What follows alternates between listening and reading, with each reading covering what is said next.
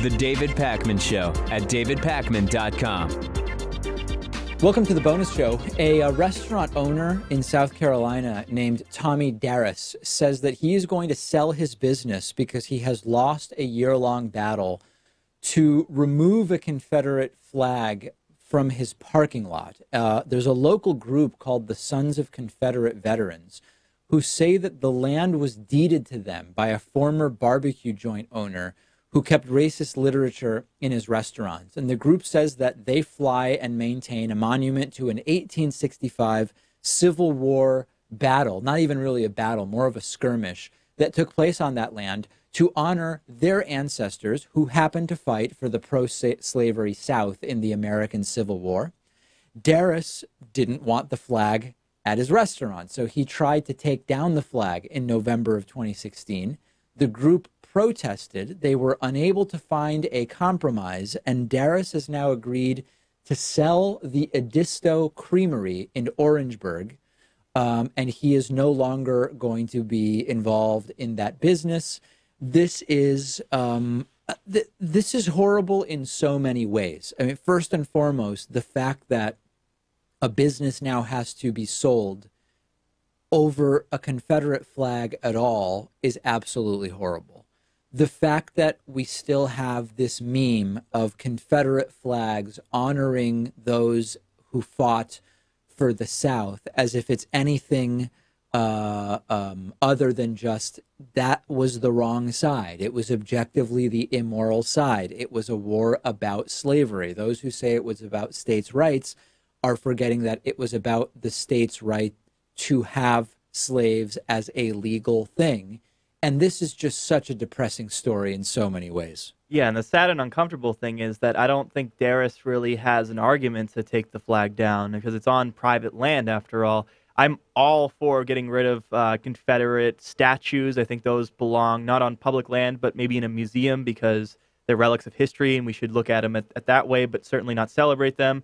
I don't think that states should have the Confederate flag in their own state flags or put them up at the state capitol. But if you're just a private citizen and you live in the South and you want to put a flagpole with a Confederate flag out in your front yard, I think you have every right to do that. And if this is private land that this group owns, I think they have the right.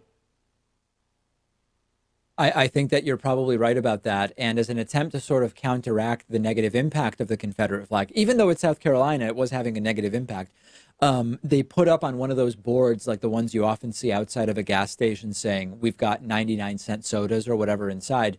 The message was added, we have Southern pride, not hate. But even that apparently not solving anybody's problems, quite frankly. And ultimately, Tommy Darris is going to have to sell, and who knows what is going to happen next. But really depressing. And I actually don't know the answer to this, Pat, but is the Confederate flag like a Nazi swastika, or is there objectively a way that we can say these are completely different things? Both represent military sides in armed conflict associated with horrible racism. In one case, that all Jews should die. In the other, that blacks should be able to be owned like property. We're talking about different degrees. We're talking about different conflicts. But is it a crazy analogy to make? There are certainly similarities. Today's rendition of the Confederate flag is not the same one that was used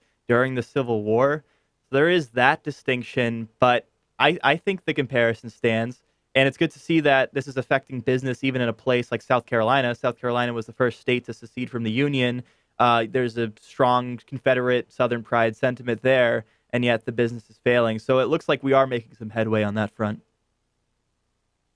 Let's talk about where we are not making so much headway, and that's North Korea. There are a number of reports, including in The Guardian, even though this sounds like a fake story, it is at least being reported by serious news outlets as being real, that there is a new fashion line related to Kim Jong-un that includes edible clothing, okay? The idea, I guess initially the design of this stuff is meant for people who are sort of doing survival training or being out in remote areas for long periods of time.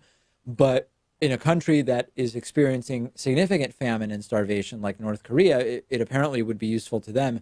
The idea is a coat that is packed in the lining with an edible protein that makes the coat puffy when you're wearing it as a coat, but you can also wear the protein pieces that are inside. And this is part of the, as you know, in North Korea, there are state approved haircuts that you're allowed to have.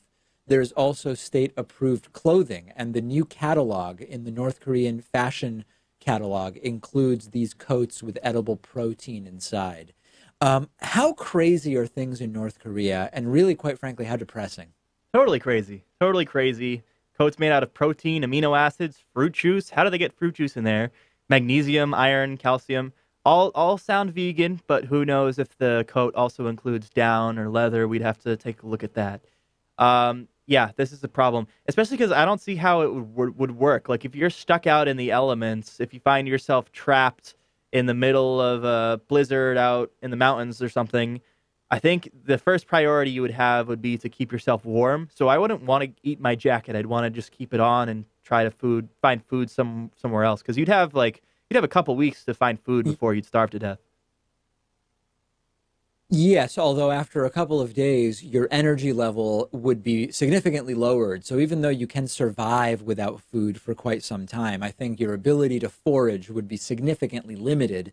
And listen, now instead of having to eat polyester, at least there's something actually fit for human consumption within the jacket. It's all very, very strange. Also for women's attire, there are some new fashions, and I guess Kim Jong-un is directly involved in all of the fashion decisions. I'm reading now the great book by Suki Kim about her time teaching English in North Korea, sort of undercover, pretending to be a Christian missionary, which she was not, and the extent to which it is at least claimed that Kim Jong-un is involved with just every detail of the lives of North Koreans is stunning. Everything from, how to grow apples to what haircuts, shoes, and clothing people should be wearing.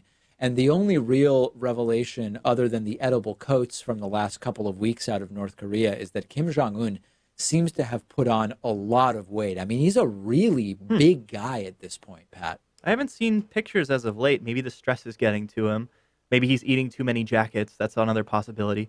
This is changing everything, because when I would see someone eating their clothing on the street, I would presume that they were crazy. But now you have to reassess that. Maybe they're just eating something that's edible and also works as apparel. How depressing, though. I mean, truly, truly, how depressing what's going on, the humanitarian crisis in North Korea. And I recommend the book I'm reading to you. I believe it's called Without You, There Is No Us, which I think is a line from a song that's sung in North Korea, of course, praising the great leader and all of that stuff. The author is definitely Suki Kim. Excellent book. Highly recommend it. Okay, so we've got the Super Bowl this weekend, and then you're going to be away next week, Pat. What do you want to say? What don't you want to say about your vacation? Well, because of the government shutdown, the crisis at the border, David thought that it was important for me to go out on assignment, and that's exactly what I'll be doing. I'll be spending next week in Mexico, on the ground there, going to see what people think about the recent government shutdown that we had here in the United States, what they think about the border crisis. I'll be asking people on a one-on-one basis whether or not they'll donate to pay for the wall, so that'll all be interesting. So in all seriousness, I'm going on vacation, going to Mexico. I'll be in Mexico City for 4 days, and then I'll be going to the Caribbean for 4 days, just outside of Cancun. So it should really be awesome. I've never been that far south.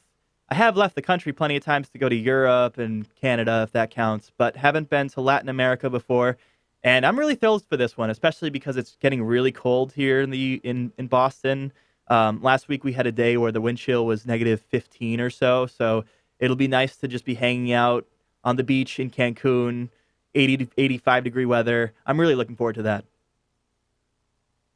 Yeah, it should be very interesting. I've never been to Mexico City, but I want to go soon. My dad's been a bunch of times, and it seems like a fascinating, fascinating city. The people of Mexico have always been great every time that I've been there, and Mexico City is high on my list, and I'm looking forward to going soon. Will you be doing any particular sightseeing in Mexico City, or sort of just taking in the feeling of being in the city? A little of both. I'll definitely be seeing the sights there, and luckily I'm going with a friend who is half Hispanic, half Mexican by heritage, and he has family there. So not only will I be checking out landmarks, but I'll actually be interacting with people in the country, and that's something that I like to do when I go traveling. So it should be a really fun experience. I'm totally open to whatever I come across, and I think it should be a fun time. I'm actually really excited to go. And will you be eating the cuisine of the locals there?